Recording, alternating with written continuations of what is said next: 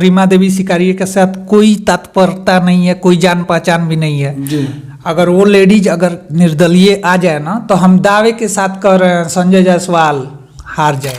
अगर चंपारण का विकास चाहिए तो संजय को का विकास चाहिए तो संजय जायसवाल को हराइए। नमस्कार, प्रणाम। आप देख रहे हैं जनता जर्नल। मैं अनुरंजन मिश्रा। देखिए जो कि मैं माँ कालिका ज्योतिष केंद्र के जी कहीं ना कहीं माँ कालिका ज्योतिष केंद्र चलाते हैं और ये रत्नेश बर्नवाल जी के साथ में एक क्लिप में नजर आए थे और काफ़ी मतलब ये बीजेपी से रुष्ट नजर आए थे। उस क्लिप में मैं आपको क्या बताऊं, इसी चीज़ पे इसी टॉपिक पे बात करने वाला हूं। और आपको पता ही है कि इस टाइम पे श्री नीतीश कुमार जी जो कि हमारे पलटू राम के नाम से जानते हैं आप सभी, वो कहीं ना कहीं आरजेडी का सत्ता को छोड़ करके और बीजेपी में सम्मिलित हो चुके हैं। इसी बात पे आज हम टॉपिक पे बात करने वाले हैं। हमारे साथ पंडित तन्मय दुबे जी हमारे साथ मौजूद हैं और आइए इनसे जानते हैं कि कहीं ना कहीं तो ब्राह्मण हैं और जनरल कास्ट में आते हैं और किस चीज़ को लेकर ये रुष्ट हैं। बीजेपी वाले से काफ़ी रुष्ट नजर आ रहे हैं। सबसे पहले तो आपको हमारे चैनल में स्वागत है। जी नमस्कार, बहुत बहुत धन्यवाद आप लोगों का। जैसे कि मैंने देखा कि आपका एक रत्नेश बर्नवाल जी के साथ में क्लिप मतलब काफ़ी मतलब तेज़ी से वायरल हो रहा है, जिसमें आप नजर आ रहे हैं कि बीजेपी से काफ़ी रुष्ट है। क्यों, आखिर क्यों? देखिए, हम बीजेपी से रुष्ट सबसे पहले नहीं है। बीजेपी के जो कार्यभार है चंपारण में, हम इस चीज़ से रुष्ट हैं। और यहाँ पे बीजेपी जो नरेंद्र मोदी जी हैं हमारे प्रधानमंत्री जी, वो तो बहुत अच्छा काम कर रहे हैं, परंतु चंपारण का विकास संजय जायसवाल जी के द्वारा नहीं हो रहा है। तो देखिए, हम ये कहते हैं कि अभी 400 पार बीजेपी आ रहा है। आप कह रहे हैं जो रुष्ट हैं 400 से पार आ रहा है, परंतु संजय जायसवाल जी जो हैं बेतिया के सांसद, वो कार्य लायक नहीं है। देखिए क्यों लगता है आपको, जो कहीं ना कहीं जो कि आप कहीं एक तरफ आप बीजेपी को मतलब बोल रहे हैं कि बीजेपी अच्छा पार्टी है, नरेंद्र मोदी अच्छा काम कर रहे हैं, देश दुनिया को आगे बढ़ा रहे हैं, लेकिन ऐसा एक टाइम आप बोल रहे हैं कि नहीं बीजेपी चंपारण के लिए अच्छा नहीं है, ऐसा क्यों? देखिए, बीजेपी चंपारण के लिए अच्छा है, परंतु यहाँ के जो कैंडिडेट हैं संजय जायसवाल जी वो अच्छे नहीं हैं। उनके रहते कोई विकास का काम नहीं हुआ। देख रहे हैं छावनी ओवरब्रिज, जानते हैं? जी जानते हैं। कब से बन रहा है आपको पता है? 2019 के पूर्व बनना चाहिए था, लेकिन अभी 2017 से बन रहा है, 2024 हो गया, समझे?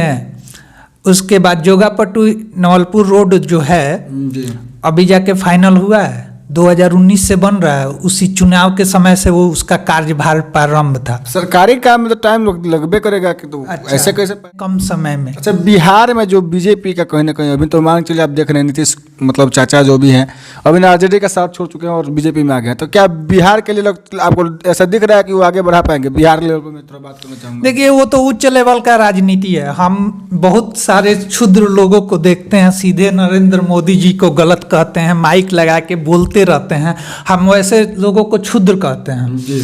पहले अगर आपको सुधारना है तो सबसे पहले हम अपनी मुद्दा को उठाएंगे जो हमारे स्तर का है और हम क्षेत्र से स्टार्ट करेंगे। हम क्यों कहने जाएंगे नरेंद्र मोदी जी गलत काम कर रहे हैं, नरेंद्र मोदी जी अच्छा काम कर रहे हैं, तो उनका विकास का हम बात करेंगे। हम ये कहेंगे यहाँ पे अगर संजय जायसवाल जी अच्छा काम नहीं कर रहे हैं, ठीक है, तो हम यहाँ सबसे पहले अपना घर सुधारेंगे, तब ना हम आगे निकलेंगे। तो हम अपना गांव सुधारेंगे, गांव के बाद पंचायत सुधारेंगे, पंचायत के बाद उसके बाद जिला सुधारेगा आदमी धीरे धीरे। तो यहाँ तो लोग बैठे बैठे कहेंगे अरे नरेंद्र मोदी जी कैसे ऐसे, वो क्षुद्र लोग हैं। यहाँ पे संजय जायसवाल जी के पिताजी रहे हैं, ठीक, अब संजय जायसवाल जी हैं। अब देखिए, कहने का तात्पर्य ये है, बीजेपी जो समझ रहा है, बीजेपी के जो कार्यकर्ता लोग हैं वो कहते हैं कि संजय जायसवाल का टिकट नहीं कट सकता है, ना नरेंद्र मोदी काट सकते हैं, ना अमित शाह काट सकते हैं। नहीं, ऐसा बीजेपी में तो ये बात नहीं है कि भाई नरेंद्र मोदी ऐसा है चाहे वैसा बात है। वो तो कार्यकर्ता का बात छोड़िए, आप मतलब आप काफ़ी गहन में रुष्ट आ रहे हैं। और आप मैंने देखा कि आप दो एक लाइन भी बोल रहे थे, थोड़ा आप मुझे बताइए कि कुछ नारा आप दे रहे हैं इसमें। जी, अगर जायसवाल, देखिए ये संजय जायसवाल का सीट नहीं है, सीट है बीजेपी का। अगर यहाँ हारेगा तो संजय जायसवाल नहीं, बीजेपी हारेगा। और लोग रुष्ट हैं तो बीजेपी से नहीं, संजय जायसवाल से। यहाँ पे टिकट चेंज नहीं हो सकता है, बीजेपी का टिकट ना चेंज होगा, ठीक है। लेकिन अगर चेंज होता है तो कुछ चांसेस है, अगर नहीं चेंज होता है तो जनता इस बात को समझ गया है, ठीक है। और केंद्र सरकार से लोग खुश हैं, परंतु चंपारण का विकास नहीं है, चंपारण का विनाश ही विनाश हो रहा है सिर्फ एक आदमी के चलते, वो है हमारे माननीय सांसद श्री संजय जायसवाल जी। और वो जब तक रहेंगे, जानते हैं आपके स्तर में बीजेपी मतलब ऐसा संजय जायसवाल को छोड़कर बाकी अदर किसी भी मतलब कास्ट को, चाहे जो भी आदमी हो, उसको टिकट दे क्या? कास्ट से कोई कास्ट से हमारा ये नहीं है, ठीक है। कोई भी कास्ट से आए, जमीनी स्तर का आदमी हो जो विकास करे। अच्छा, आप एक नारा बोले थे, वो पहले नारा हमारे दर्शकों को बताया, मैं उसके बाद में उसको समझा। देखिए जैसे कि बोल रहे हैं, चंपारण का विकास चाहिए तो संजय जायसवाल को हटाइए। यानी कि अगर आपको इसका मतलब तात्पर्य मैं समझा देता हूँ तो राइजा, यानी आपको चंपारण का विकास करना है तो संजय जायसवाल को हराना है, आपके कहने का अर्थ नहीं हुआ? जी जी, देखिए हम लोग को चाहिए बेतिया का विकास हो, चंपारण का विकास हो। कभी देखे हैं उनको संसद भवन में बोलते हुए?